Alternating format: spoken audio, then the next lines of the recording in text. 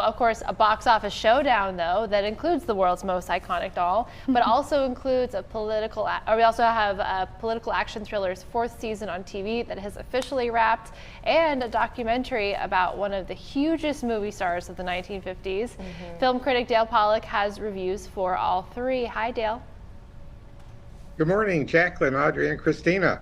Great to have you on the show. And we know that you stayed up late last night, Dale, because you just had to get your Barbie fix in. Can you tell us a little bit about what you thought of the movie? Well, honestly, I don't know what you do with a postmodern riff on gender and sexuality, because that's what Barbie is. Yes, there's a lot of pink. There's also a lot of cultural self-criticism in there. And, you don't know what to make of this movie. It's not what you expect, but that's not necessarily a good thing. I mean, Margot Robbie is terrific as Barbie, as stereotypical Barbie, excuse me. Ryan Gosling is Ken. There are a lot of Barbies. There are a lot of Kens. But I don't know really who the audience for this movie is. It's not for kids, that's for sure. It's not for grandparents, because I don't think they get the meta joke. And I think parents, when we were coming out of the theater, I saw a mother and I said, "What do you think of the movie?" And she said, "Well, it wasn't quite what we were expecting."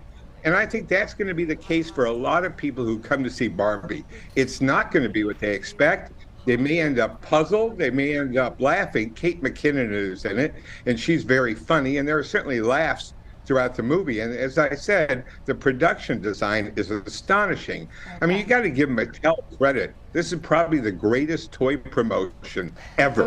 Right. And they're going to sell a lot of Barbies after this movie.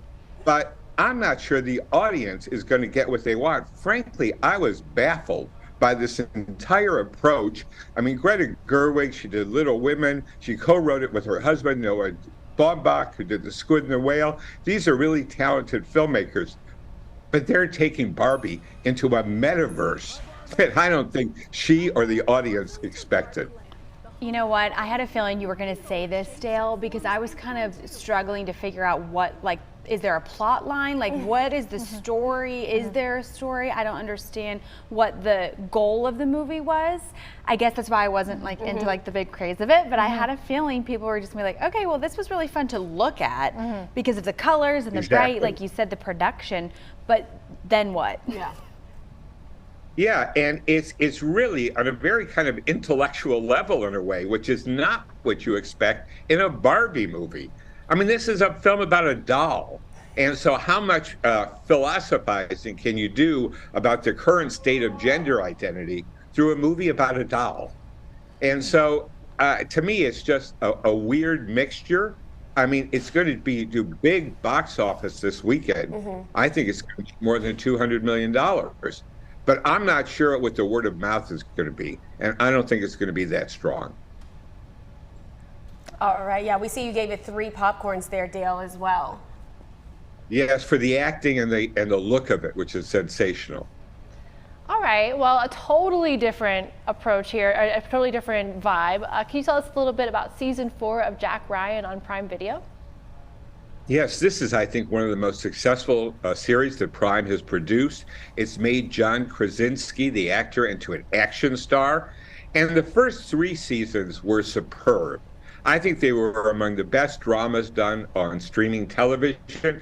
And the money they spent, which is close to $100 million per episode, is really well spent because each episode feels like a little action movie.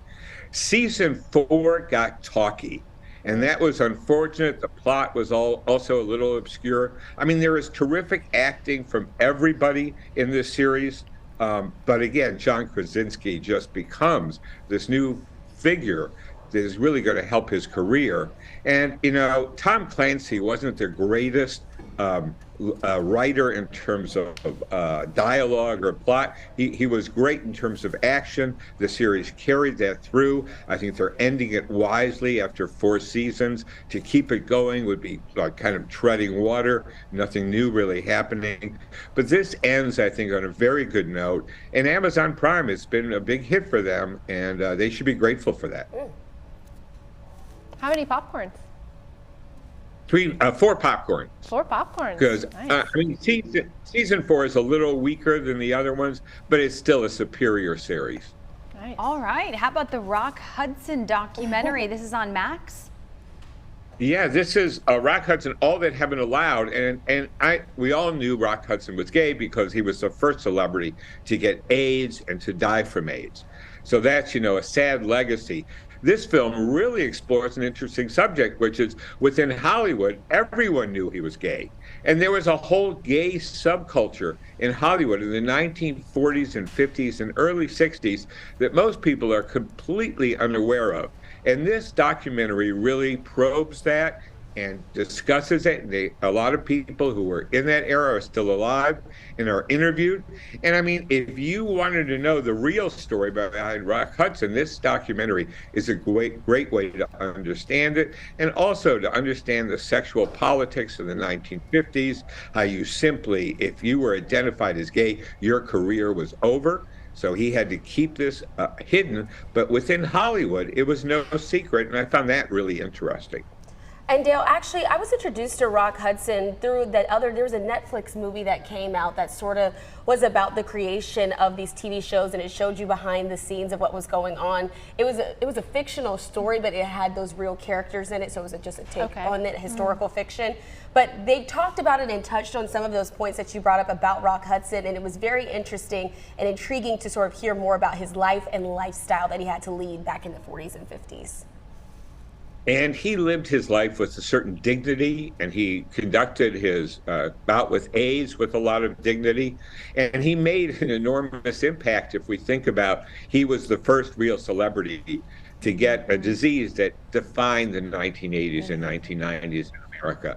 And so he was a really brave individual, and I'm glad to see this documentary gives him credit for that. And we see you gave it 3 popcorns. All right, 3 Dale. popcorns, Not yeah. bad at all. I love your palm tree shirt today. I gotta tell you. Well, it's summer. It's the right time. It is perfect. And a lot of Barbies set Yes. on the beach, There so you go. maybe you were inspired. That's right. Thank you, Dale, as always, pink. for your time. Nope, no pink for you. Here are those titles once again for everyone on their screen now. Barbie in theaters right now, Jack Ryan on Prime Video, and Rock Hudson airing on Max. And remember, you can always find out what to watch by visiting DaleMPollock.com.